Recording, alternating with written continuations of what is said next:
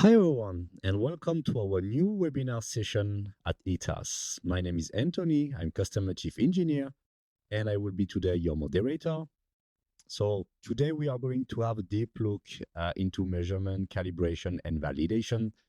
If you were with us the last three webinars, we had basically a focus on cybersecurity and on our AutoSAR solutions. And today we are going to have this new look, something quite new, something quite interesting. And today will be not alone because I have two experts with me. So, Hey, hello. My name is Thorsten. Thorsten Huber. I'm product manager here at ETAS, responsible for data analytics and modeling tools, namely AskMo, EATB, Data Operator, and working now since 20 years in the area for database modeling, testbed automation, calibration, and these kind of topics. Perfect. Hi, everyone. I'm Christoph Nissle, product manager for the ETAS e-handbook. It's a documentation and calibration solution. And I'm looking forward to talk about measurement, calibration, and validation with you guys. thanks, guys. So you can, you already know we are talking about measurement, calibration, and validation for any vehicle at its best. So we are going to have now a discussion around 35 minutes. Then at the end, we plan to have with you a 25 minutes question session. You will have the possibility to also put your question into the chat box that you have on the team channel. So feel free to post your question at any time, and we'll be very delighted to answer those questions at the end with our experts today. So now I think we can start our talk of today. And basically we are going to talk about measurement, calibration, and validation. But it is something that sounds quite similar to me for already for a lot of years now. It does not look to be something new. What is your opinion, guys? So is it still the same than 10 years ago, what we are currently doing in this domain? Yes, Anthony, yes and no. So both at the same time. So let me just explain. Yes, I've brought a picture here in the background. You can see this is a screenshot of one of our promotion videos we did 10 years ago, around about 12 years ago now, showing how to calibrate a combustion engine, a vehicle at an engine test bench. Very similar also to think about having a calibration engineer sitting in a vehicle, driving around, performing measurements. What he need to do for this? Need access to the ECU test bench in the vehicle. Need access to the ECU to get the measurements, to get the results out of the ECU. And you need to be able to change parameters. You need to adjust something to fulfill your targets, what you want to do. So access to the ECU, you need to understand the dependencies, the function, how they work. You need to measure something, you need to adjust parameters, and if possible, you need to automate something. That's extremely similar to what we're doing today. If you now look on the right picture, you see the same picture again. I've just replaced the combustion engine maybe with an electric motor. Anything else, a fuel cell, whatever it may be, doesn't matter. So you're using still the same tools. You have Inca to access the ECU. Not one ECU, one single ECU, but maybe 3 or 4 or 5 or 6 at the same time. We still need to measure a lot of things, maybe more measurement channels than before. You need to understand how the functions work together. Maybe the functions are distributed on its separate ECUs. You need to bring them together, understand the interactions between them, each other. And you need to perform optimizations. So perform optimizations by changing parameters manually or using automation tools or using DOE technology, depending on how you work. In previous times, you did this normally by driving around the car, then go back to the office, plug your computer to the company network, copy the data to the network drives, and continue working. Today, maybe you have a connection to the cloud, you have you upload the data automatically, you bring you do the pre-processing directly maybe in the car, you upload the data to the cloud, continue the work, maybe you get directly reports, information back automatically. So this way of working has changed, but the basic tools and the basic tasks that you need to do are very, very similar.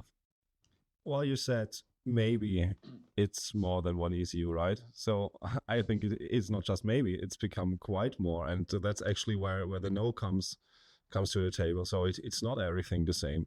Things are more interconnected. It is more ECUs. It is more actuators, it is more stuff going on, more components talking to each other, more components communicating.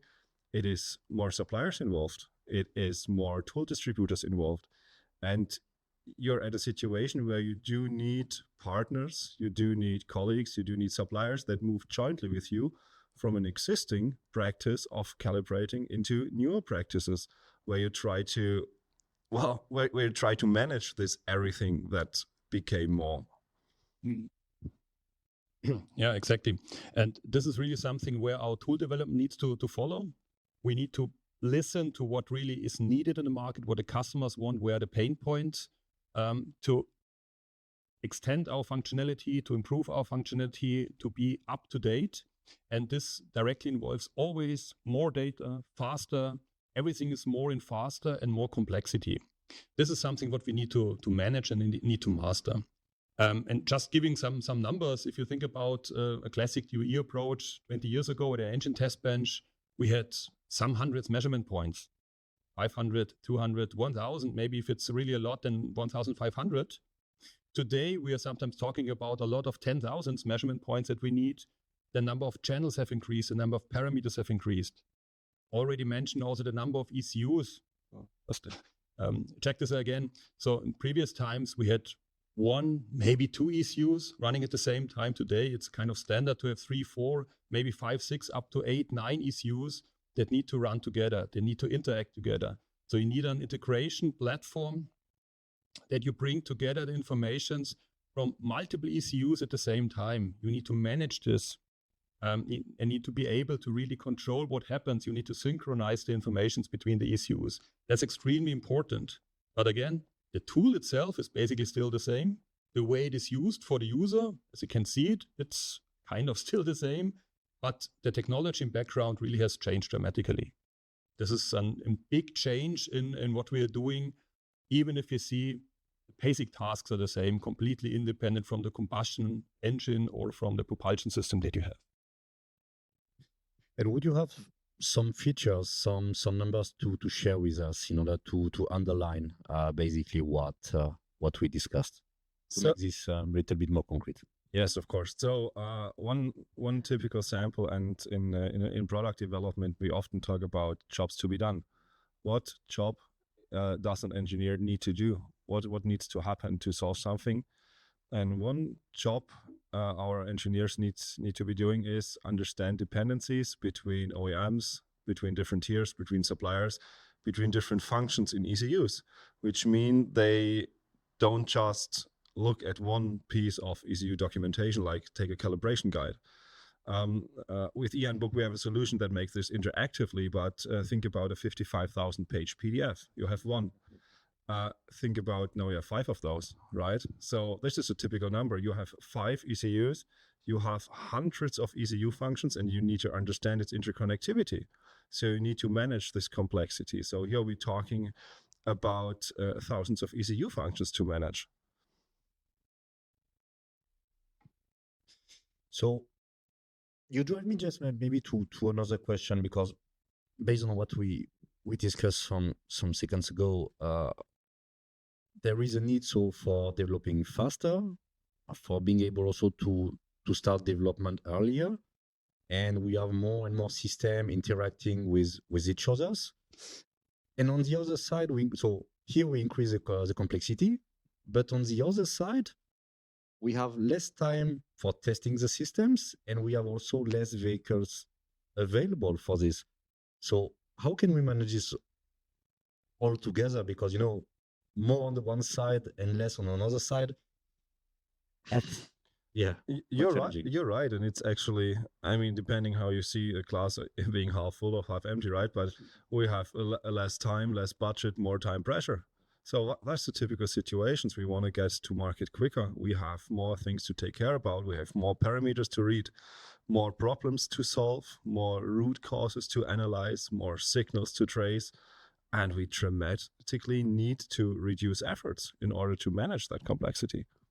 Yeah, absolutely right. So that's really a key. Even 10, 20 years ago, it was extremely important to reduce the effort to make the best out of what you have available. Because also 20, 30 years ago, the people complain about having too less testing vehicle, too less time and budget and so on. But it's getting worse and worse. And that means the use of really powerful methods, tools that support you doing the job in less time, make it earlier, make it better, make it easier, is extremely important. So this need is really increasing, the demand is increasing to have the right tools and methods. And I think we are well established here in the market, also having customers using these kind of tools already since 20 years or more. They can continue using the existing tools. So it's not like they need to switch just because the color of the car has changed or the engine has changed, something like this. They can continue using these things, maybe in a even more efficient way.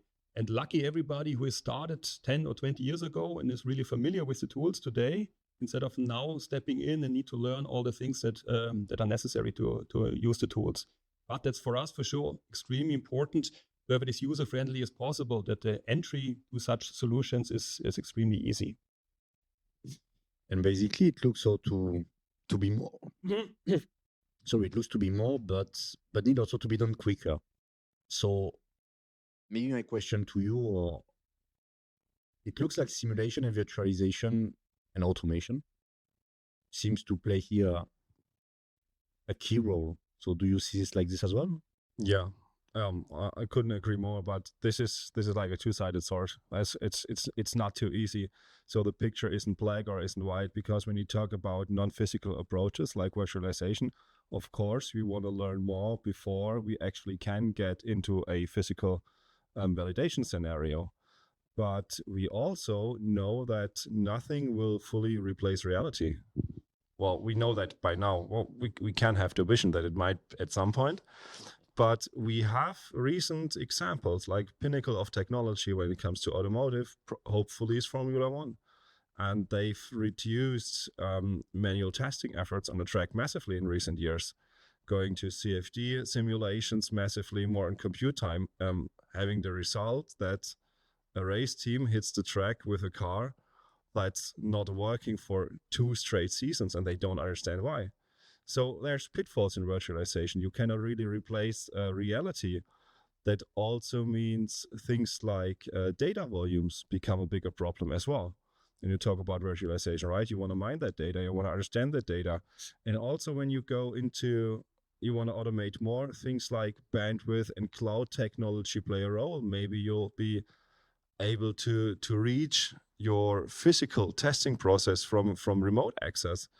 And this is tough situations, not having to talk about legislation. Yeah. Important point to talk about, because even if you say you're in a modern car, you perform all the measurements, you upload it automatically to the cloud and do a lot of processing in the cloud. That's all nice, but you need to consider a lot of boundary conditions because it's not that easy. If you stay in one country, maybe one driver in one country, that's pretty okay. But if you maybe cross borders and you upload data to a cloud that is hosted in a different country and is processed from a third country, or the driver is from a country that is maybe not allowed to enter or to cross this border. So you have a lot of additional boundary conditions that you need to consider. Also the data privacy. Is it allowed to record what the driver is doing or not? These kind of things need to be considered for sure. First of all, from the OEMs and everybody who runs the vehicles. But also for us as tool supplier, we need to take care about what we allow or not, or what we take care about if it's possible or not in the tools. But that's beside the classic approach or the boundary conditions that you need to measure everything. You have the bandwidth and these kind of things you need to consider on the legislation side. Thanks, guys. So just take a short break. Please don't forget, if you have any question, feel free to put it in the chat. We will answer also to this at the end. So maybe now, continuing on this, most of the listed topic or discussed topics that we had today, sorry to continue on that one, but looks to be known already for a long time, and have been also used for a long time. So coming back to the question, so has nothing changed at all? For sure it has, in fact. So things that we need to consider, as I said, is already the number of data points, the amount of data that you need to process. Maybe some years ago it was pretty big that you have some gigabytes of data. Today maybe you have some terabytes of data. They need to be stored, they need to be processed. And it's getting more and more unrealistic that a single user is able to do this in a manual way, visualize the data and look for errors or problems or things like this. If you want to do this for some channels in small files, yes, that's possible. But it's completely unrealistic if you have terabytes of data from big fleets of cars running around the world. So you need this kind of automation. More and more, something need to be done automatically. You need also maybe just to bring this AI topic in here. You need different approaches to define, to make decisions, to prepare, to help and support the guys doing the decisions and the analytics. And what also changed with new data points, and let's talk about a propulsion system for a second here, right? So we did have the hope or suspicion that with the introduction of an EV, but calibration becomes more easy. And for sure, in the propulsion, that has changed or altered a bit. But with the dawn of ETAS AD, but that hasn't become easier at all, right? So there have been new players introduced, new actors, video, radar, and so on and whatnot, complex bus systems. And that also means new specialized tools appeared. So there's not just this one big solution you calibrate your ECU with, but it's multiple tools. And that also means you need to be able to make sense of data out of multiple tools. So they need to be able to interact. That also, this cascade goes on. Like you can't have a strategy for just one supplier as an OEM, for example, or maybe not just even a two-supplier strategy, because some tools you need might come from a vendor you don't have listed yet. So this whole part, how do they interact with each other, next to how do people work together jointly with those tools, becomes really problematic. Yeah. And that's also maybe the way how the tools are used. So from usability point of view, if you have existing users that have used the classic calibration tools since decades, they are familiar with it, they're kind of happy with it. Yes, maybe no. But now we get new tools that are completely different in the way they're used, with guys that have not used our classic calibration tools before. They start with a completely different expectation. And now we need to bring together these two worlds. We have our classic tools, we have new tools, how we can interact between each other, because the way of using, the usability, the graphical user interfaces, and everything is different. So can we merge them? Can we bring them together, make it easy for the user to switch from one to the other, or merge them together? They need an interface between each other to run seamlessly or smoothly. That's extremely important to understand these new demands from these new user groups, from these new domains, to bring them all together. Yeah, exactly. And basically the tool landscape has changed from making data visible at the first place at all, now to making sure you're not displaying too much data, but make sure you can focus on the data points you're having. And things like open interfaces, APIs, maybe open source, it's not new to software, obviously, and it is home to many software domains. For some reason, that still seems to hold back a little bit in automotive. While there are so many advantages in collaborating and exchanging and interfacing, we don't know what kind of problems an engineer wants to solve with the data they have at hand. Of course, we have safe assumptions because they know what they work at, but we're not sitting at a desk. And an open interface gives the freedom for custom toolings, for custom checks, for solutions we don't know of yet today, being it in-house or from other vendors. Maybe there's also a point, what we've not mentioned earlier, is the way the guys are working today, maybe in a vehicle. In former times, you had a single calibration engineer sitting in the vehicle doing all the job, going back to the office and continue working. Now maybe you have just an operator and driver running the car, maybe something like 24/7, and it's remote control from outside. So the calibration and development engineer sends new requests, new data, new configurations. So for this, you need this interactivity, you need this remote access to the ECUs. On the other side, we also see that some customers are still on the path saying, no, we want to do this also on test trips. Here, we keep the data as we are. We don't upload anything. We do this when we're back in the office. So we need to cover both worlds. It's not like we need to bring our tools to a new world and the old world is dead. We need to keep both alive and merge them in a way, or bring them together in a way that it's extremely easy to understand and seamless for the user to work here or work there without being really interrupted in the daily work. Yeah, and you bring me basically to the next question on the compatibility, basically, of the tools altogether, because we say that, yeah, it needs to be more efficient. So how does it looks like every day? And if we make it a little bit more complicated, every day today, and every day maybe in the How- future, in the near future, and in the long term. Yeah, interfaces or standards is really important. For example, FMI, FMU, so functional mockup units, is a topic we introduced around about 10 years ago, I would say. That we have a standard to share informations, model in that way between different tools. If the tool is now from ETAS or another supplier, doesn't matter. You can really share these informations on a worldwide kind of standard, default standard. Also, interfaces are really important. Maybe in former times, a tool can run as a silo and you have everything what you need, import data, export data, but no other interaction between the tools. Today, you need always to be able to remote control these tools, to interact between the tools, because not always a human is sitting in front of the computer. Maybe an automation or a script is running the thing. So you need an API for this. So good APIs, easy APIs, powerful APIs is extremely important. Plus also the information or the combination that even if two tools run together, they should not run like the first tool is saving information and the other one is importing it again. They should directly share the information between the tools. You're completely right, and this topic is widely underestimated. Luckily, we have standardized and joint formats like MF4 and similar, right? But access to a tool means it's the difference between tedious copy pasting and automatically learning something.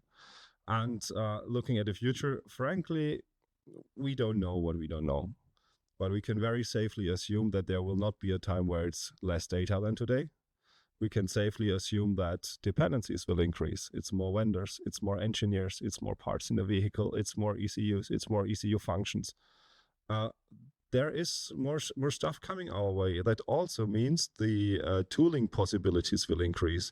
New specialized tools from maybe startups, maybe open source, because it actually starts picking up. We can see that in certain domains already. And we also know that with this massive increase of data, obviously AI will play a role, right? So I don't believe it's a hype thing. It's here to stay. And AI means that you can move the point of decision. The tools in calibration we have today are there to help an engineer make an educated decision about something, learn about something, make a decision, maybe trace a signal, find out where a root cause in a calibration situation is. And AI can move the point of work and decision. So this signal tracing and analyzing what's going on in data doesn't need to be done by a human, doesn't need to be done by a couple of engineers, but there can be already educated, prepared decisions. So this point's moving so we can cope with the new massive amounts of data. Yeah, AI is a good point. Maybe just let me tell you a story from the past. Around about 20 years ago, when we started introducing also DOE methodologies, so the machine learning algorithms, at that time, it was not allowed to call it AI. It was better to say fancy models, just keep it in background. Today, you need to name it AI and machine learning. But at that time, we built models that represent the behavior of a real system. This was already to support the human in front of the computer to make better decisions, easier decisions, help. It's not replace the tools, but just help to make it easier. And even today, it's exactly the same. So AI, machine learning, all these kind of things should help and support. Sometimes maybe the final decision, or right now the final decision is mainly done by a human. We should be not too bad. Maybe in future this will also change that for some specific things, also AI takes the final decision. So this is a smooth transition from supported the daily work until, okay, do maybe at least do more. And especially in the world where we have so much data available, we are not able to do this as a human. You need a lot of guys for doing this, or you need any kind of clever algorithms and AI for supporting this topic. Exactly. And the first best steps are that you can take engineers out of doing tedious research work, but going to the place where their expertise helps making a good decision. So really putting value to their time. And we have also the topic looking in the future of fully remote calibration. We know we cannot imagine that right now because legislation, as you said, is not up to it. At least in Europe, that's a massive topic. And also, I mean, think about Asian, European, and US cloud vendors, for example, there's always topics in between. Also, we cannot really believe that this bandwidth we need and real-time like behavior is constantly available. From a technological point of view, this stuff is available. From an infrastructure point of view, it's not. So it is something that will fall in place at some point. So it's basically quite challenging, but what are the next steps that you expect? So how what are the next steps is really a good point, because this is always something like looking in the crystal ball, and we try to avoid looking in the crystal ball, or the need to. We are really in heavy contact or in touch with our customers and really feeling or get a feeling about what is going on, what is really a trend, what is not just a short-term hype. Try to avoid this, stay constantly with the customer to see what is going on. And this movement in the tools, maybe sometimes it's faster, sometimes it's slower, but it's a constant change in the tools. And if you look back now, a lot of years until now, the tools have changed, yes, but not in a stepwise approach. It's really smoothly changed. Sometimes it's getting faster, sometimes it's getting slower, but you need to integrate, your customer need to integrate what their needs are, where the pain points are. Now, as we already mentioned, with new domains where we have users with different expectations, we need to try to bring them on board, or onboard them also to the existing approaches, that they are still happy with what they see, interaction between the tools. We need to stay up to date. This is a smooth process over time, but that's the only way that we see what the market needs, what is necessary. For sure, we should be a kind of step ahead, if possible, but try to avoid an overshoot in expectations or in changes what we are doing. Well, nevertheless, we try to shine ahead on the road, right? To at least see where light is falling. We know that we need to understand who and what is interacting with which data. Is it a person? Is it a machine? Is it an automation? And what is deciding? So how do we prepare to a point that an engineer can make a good decision? We can follow good development practices, like we need to build software that builds problems, that solves problems. What's important to me about this solving problems, successful products are built when we listen to the engineers that have problems with calibrating ECUs, with measuring, with validating. We see that at some companies that developing ECU functions and validating in a vehicle, it's not a one-man job, it's a team job. There are other organizations that combine that in one role because they feel it's more efficient. So where validation and development is one role, right? So there's a different tool set needed also. So listening to different parties, different clusters leads to different product solutions. We also have the very big challenge of demographic changes. So, and this is not directed at a certain demographic not being able to adapt, but we have a situation where technology has been introduced in a rapid speed as never before in history. So even a demographic 10 years younger has a completely different habit of using tools. Now, we talked about not needing to change old tools for new tools. We're trying to evolve, but we're evolving from two completely demeanors of a tool. Do we make it more complex and enable more? Do we carve it out as a separate one, but being more, I don't know, adhering to a person who's always only seen an iPhone, right? So this is completely different. Keeping up with that, what's happening, is tough. So also the frequency of insights we can get from engineers that are using our products, it's getting higher and higher, which means we need to adopt quicker and quicker.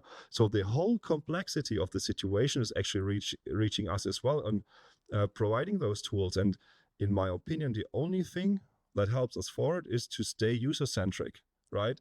Think about the experience of an engineer, which is why I really love to follow the pattern. Those who give feedback develop the product. And that's something we really can hold on to in order to be in between AI, cloud, on-premise, massive amounts of data, moving decision points, more data to analyze. And I think that's how we can stay on top of things. That's a good point, because maybe just an example also from the past is this demographic change. When we introduce new methods, processes, tools to different companies, it's sometimes really interesting to see who is interested in these kind of approaches, or who is not so interested. And it's not always like the younger are more interested in fancy new tools, the older's not. It's sometimes completely different direction. I really had companies where the older guys are saying, hey, bring me tools because I know it's getting more and more complex. I know it.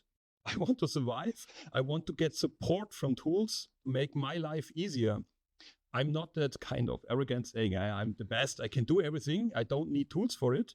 It's accepting that tools are there to help you to support your daily life.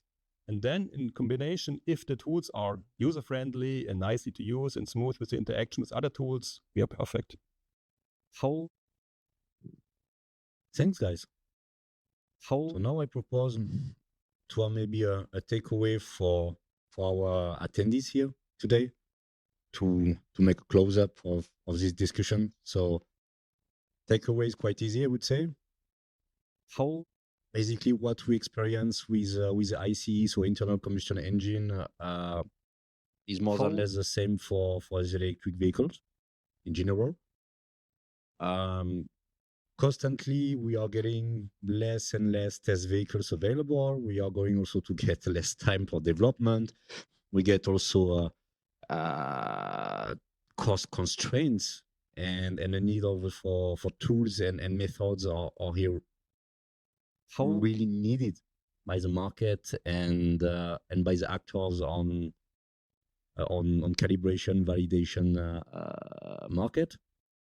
Then the integration into existing development workflows, it's also essential for efficiency. As you mentioned from the start, that the idea is not to make a revolution of everything, but it's to make things more efficient and doing this in a clever way. It's a very important thing. And the tools must also work together seamlessly.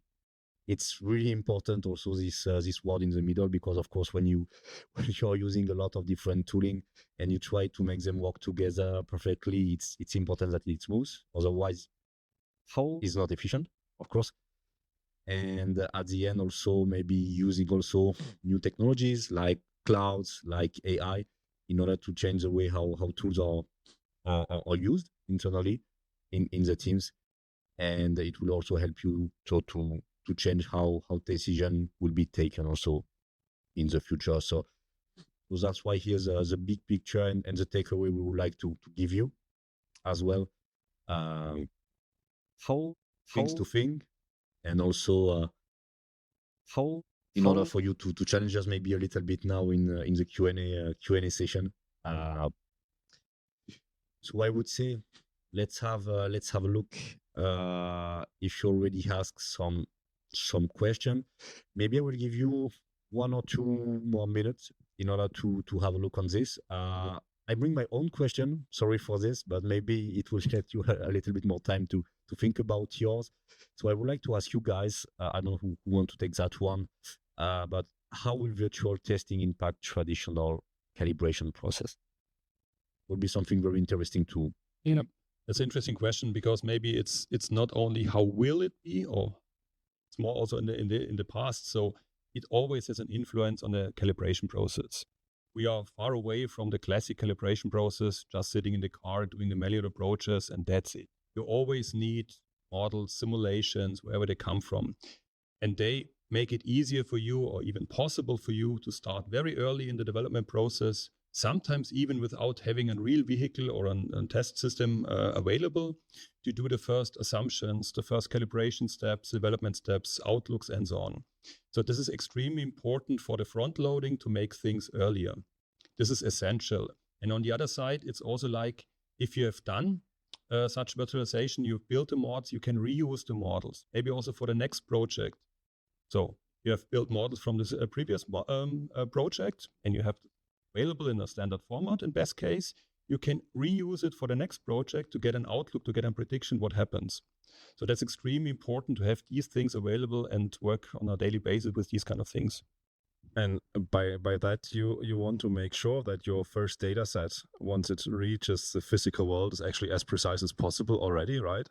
So that reduces the amount of work you have to go in real world validation scenarios. it also means that it's these two steps, like before you're in the real world and after you're in the real world, where you want to make sure that your virtual approaches actually match reality, so your real world-like behavior, in order to improve for the next time you're virtualizing. Thank you very much. Then we received as well some questions before having this webinar, so I propose you to have a look on this. So the first one is, what role will open source tools play in future automotive calibration? Who wants to get that one? I'd love to get a spin on that. So, okay, some solutions we're offering and a lot of practices we see in the industry serve the problem that somebody needs to understand an ECU, a flashed ECU, and a couple of ECU functions, but they get a black box. They need to still make sense of what's happening though. So for that reason, there's calibration guides around, and for that reason also ETAS e-handbook exists, right? If collaborating parties, an OEM and their suppliers, would move their automotive software to open source, they wouldn't find a black box. They would understand better what's inside. So that could be part of open source in that direction, if a vehicle platform would be open source.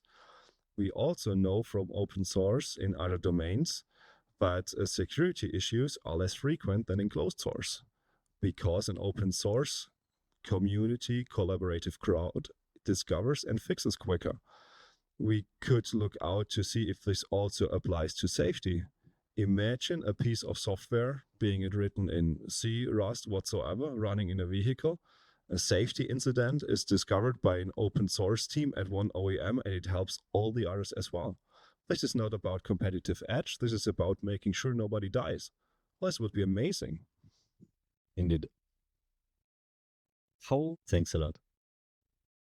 Then we move to the next question. How will AI change the role of human experts in calibration? Quite an interesting one. Yeah, that's really a good one. As mentioned earlier, AI plays a role since a very long time, even if the AI word is used in a different way in earlier times. But we see the influence kind of everywhere. So we see the influence in development of our tools supporting coding and so on. We see also the influence in find out patterns in measurements. So you see a critical result somewhere in a measurement, something happened, and you want to look for similar results somewhere else.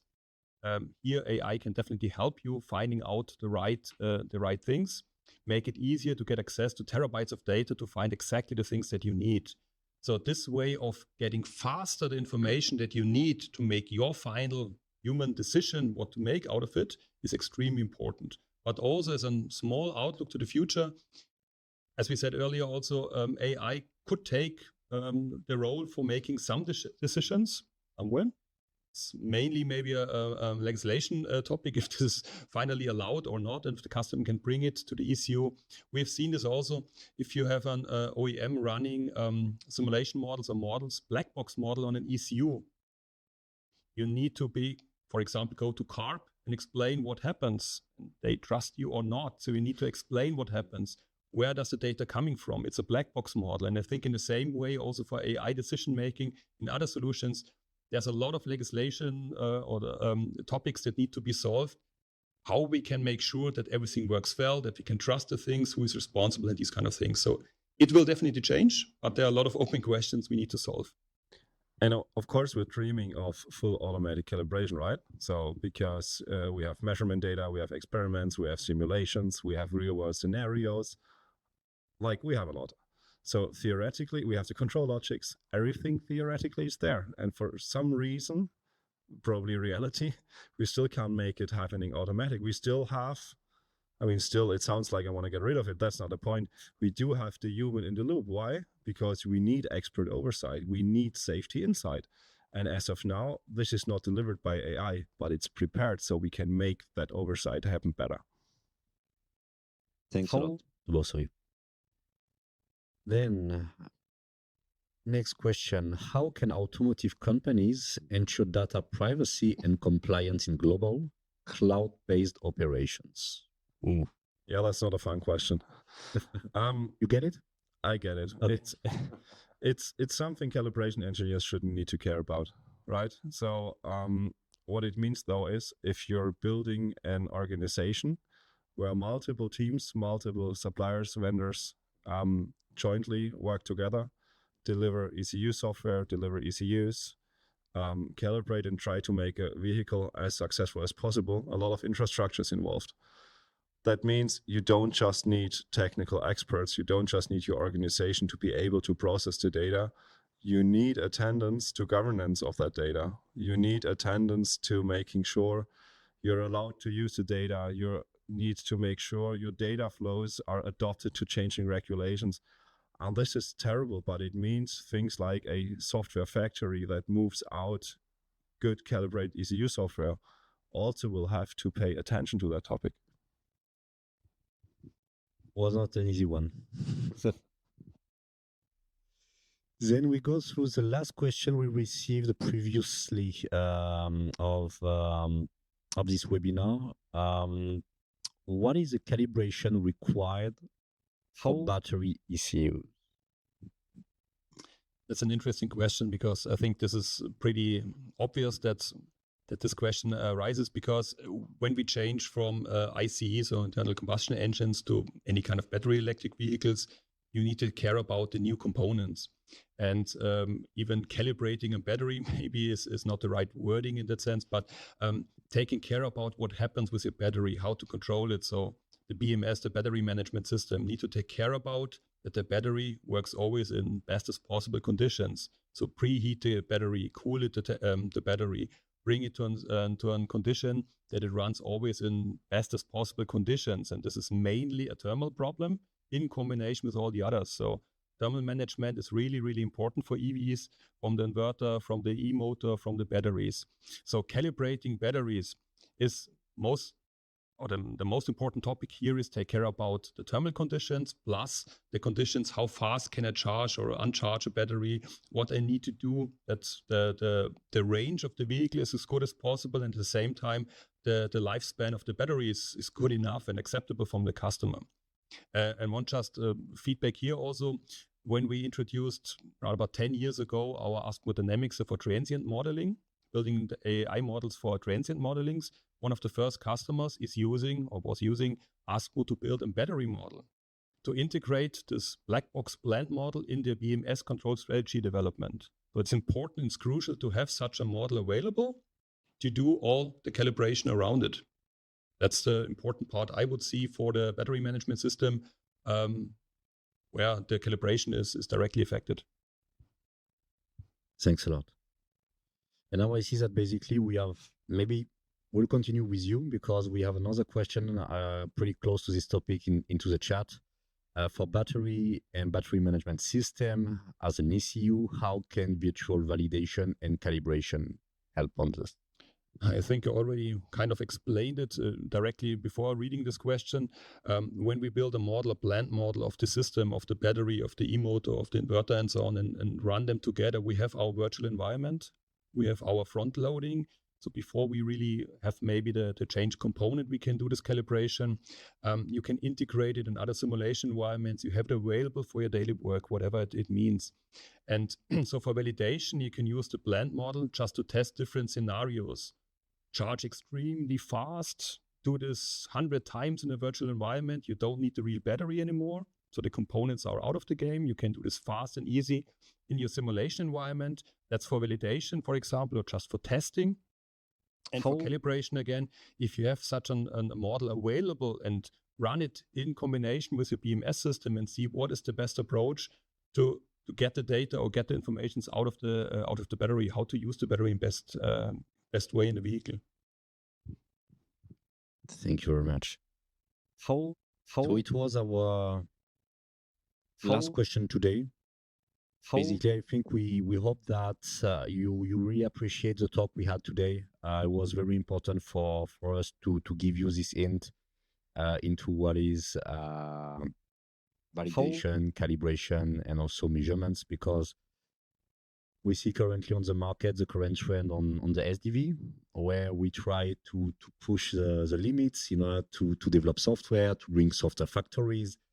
And we see that in this how in this road, in this SDV journey currently, those three elements are playing a very important role, not only for empowering the development of your software during the development phase, but also with the support of your software factory, you will be also able to test and to valid and get also extract the information from the cards in order to continuously improve the software on your car, and not only when the car is in front of your door, but also when your customer will use it on the field. So that's why it's quite a tough time for everyone, because everybody needs to learn on this. Everybody needs also to adapt himself. And we hope we were able to share with you this passion that we have on that topic. So in case you have any questions or you want to continue the talk with us, please feel free to contact us directly through the social media, on LinkedIn, or contact, not only me, but also my experts around the table, or to send us a message through the ETAS website, and we'll be pleased to answer your question and maybe continue the talk with you. So in that case, if you are interested in our next webinar, we have 2 additional sessions this year. One which will be the 26th of November, regarding the opportunity and the limit of virtual testing. Something a little bit in the continuation of what we already introduced today. And we will have in December, the 10th of December, a very new format that we would like to introduce you, because it will be Ask Our Experts. I will be there. I will bring with me some ETAS experts from different areas, from security, from AutoSAR, from the validation, calibration as well. And you will have the possibility to ask your questions. So it will be up to you to make the show. Come with your questions, come with also your use case and challenges, and we will answer this live and directly with you. So we're also very looking forward to having this first session, which is quite exciting. So one more time, thanks for your time, guys, and enjoy the day for you also behind your screen, and talk to you soon in our next webinar.